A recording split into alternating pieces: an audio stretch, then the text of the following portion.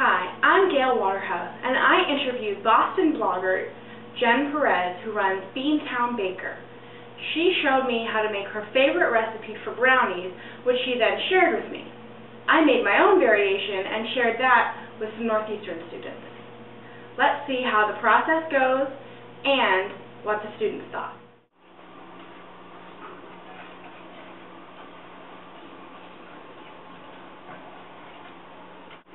Okay, so I measured out my cocoa powder already because, like I said, I realized I didn't have enough to make the whole recipe. So I always, again, this is maybe the crazy engineer in me, but I always measure my key ingredients ahead of time. Like baking powder, I know I have a teaspoon.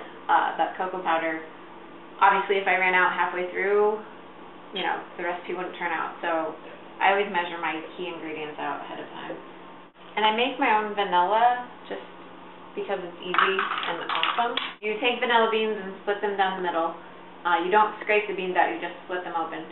Put them in a glass jar and then top it off with vodka, and then put that in a closet or somewhere dark, and like once a month get it out and shake it, and then after 4 months it'll be vanilla.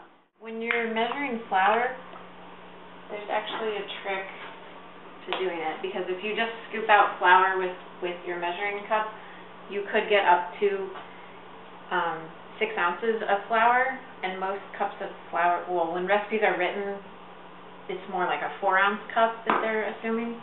So if you know, in your canister, just kind of stir your flour around so it gets air in it, and then what you want to do is kind of just sprinkle it into your measuring cup.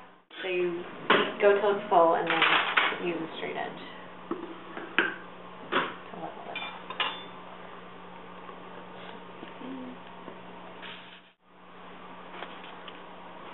So you can see that since the butter and sugar was hot, it's actually melting some of the peanut butter cups, but that's okay. I always use parchment just because it's easier to take them out of the pan then. You could obviously just spray the pan, that's fine, but like I said, it makes it easier when they're done to just pull the paper straight out of the pan and the brownies come with it. Alright.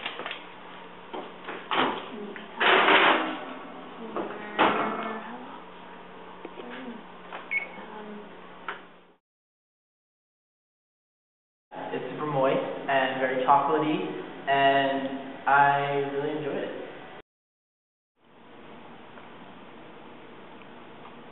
It tastes really good because it's rich, and M&M's add like another type of chocolate to it, so it's like